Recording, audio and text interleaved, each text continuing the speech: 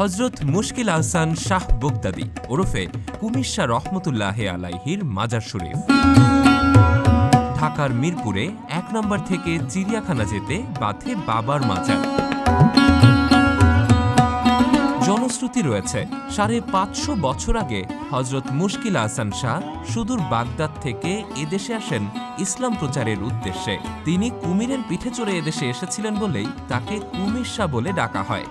ইনের নাম হলো হযরত মুশকিল আহসান শাহ রূপে কুমির শাহ। কুমির শাহ বলার উদ্দেশ্য হলো এই কারণে যে ইনি কুমিরের উপর সবার হয়ে আসছেন এই এলাকা ভ্রমণ করতে, ইসলাম প্রচার করতে। কুমিরের উপর সবার হয়ে তিনি ইসলাম প্রচার করে আসছেন। এটাই এখানে পুরা নদী ছিল, তুরাগ নদী, ফুল তুরাগ নদী ছিল।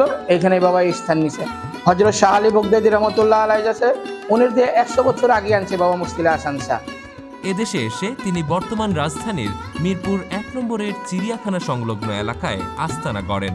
এক পর্যায়ে এখানেই স্থায়ীভাবে বসবাস শুরু করেন। আর এখানে বহুত ঘটনা আছে, ঐতিহাসিক ঘটনা আছে। যেমন আমাদের মাথার কাছে একটা নিম গাছ আছে। আমাদের একজন উঠছিল নিমের ডাল কাটতে, ওই নিমের ডাল কাটতে যায় ওইখানে রয়ে গেছে ৭ দিন পর্যন্ত ছিল। যে আমাদের মেন খাদিম সাহেব ছিল, খাদিম লাট মিয়া, ওনার আব্বা, উনি আসছে যা দেখে এই অবস্থা, তো উনি নামাইছে নিচে নামো। কেন উৎসব করে আমি এখন উঠছি নিম গাছের ডাল নিতে, দাঁত মাজবার জন্য উঠছি। এই ইতিহাস আর এমনি বহুত ইতিহাস আছে, তো সাক্ষী প্রমাণ দেওয়া যায় না। তখন এই বিস্তর এলাকা জুড়ে নদী ছিল। এখানেই বসবাসের এক পর্যায়ে তিনি ওফাত গ্রহণ করলে ভক্ত আশেকানদের উদ্যোগে একটা মাজার শরীফ স্থাপিত হয়। হযরত বাবা মুশকিল আহসান বাগদাদী এরা বাগদাদ শহর থেকে এদেরকে আসছে, এখানে আসছে বড় পীর সাহেবের ওয়ার্ডারে। হযরত শাহজালাল, হযরত শাহপ্রাণ, গোলাপ শাহ, হযরত মুশকিল আহসান, হযরত শাহ আলী, এরা সবাই আল্লাহর ওলি। এরা ভালো, এরা কাউরে বলে নাই যে আপনারা এখানে ঢোলটা নাচানাচি করবা, আপনারা গাঁজা খাইবেন, এগুলি এরা বলে নেই। এরা খারাপ কেন নিষেধ করছে, ভালো করতে, ভালো কাজে অর্ডার দিছে।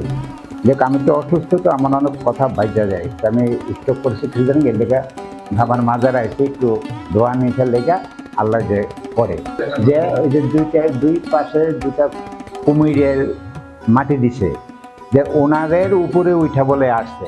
তা আমরা শুনছি, আমরা দেখি নাই। এই জায়গাটায় তখন ছিল জঙ্গল, নিচে ছিল পানি, অন্য কিছু ছিল না।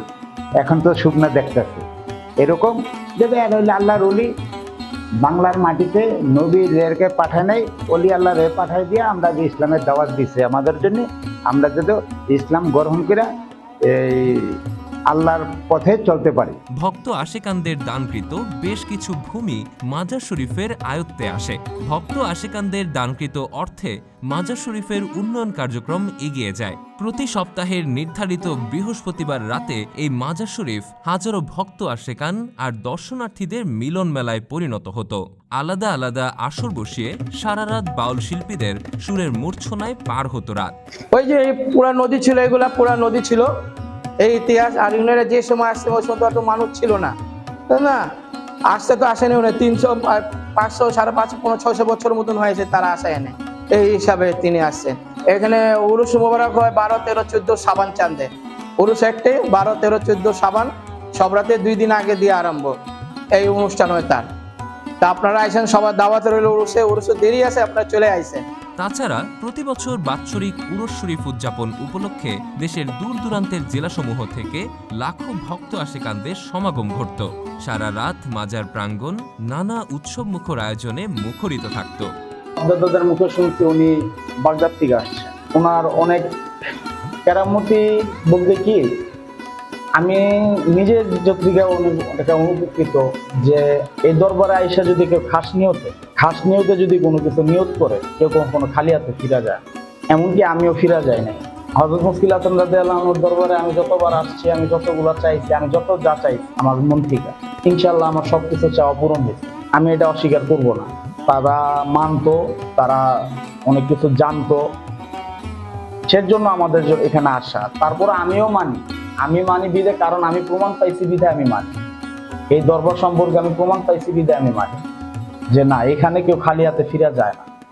আর একটা জিনিস মনে রাখবেন, আউলিয়ারা কখনো মনে করেন যে কি হইতে পারে না। মানুষ মাজারকে খারাপ বানায় ফেলাইতে পারে, কিন্তু অলিয়া অলিরা তো খারাপ না। তারা তো বলে নাই যে এখানে তোমরা এটা করো, তারা তো বলে নাই যে তোমরা এখানে গাছ বাজনা করো, তোমরা মাজারে তোমরা গাঁজা খাও, তোমরা এটা খাও। তারা তো ইসলামের পথে চলতে বলছে, তারা ইসলামের পথে চলতে বলছে। এখানে যদি মনে করে যে সেই জিনিসটা নিয়ে যদি মানুষ ব্যবসা শুরু করে, সেটা তো আর দরবারের কোনো দোষ না, এটা অলির দোষ না।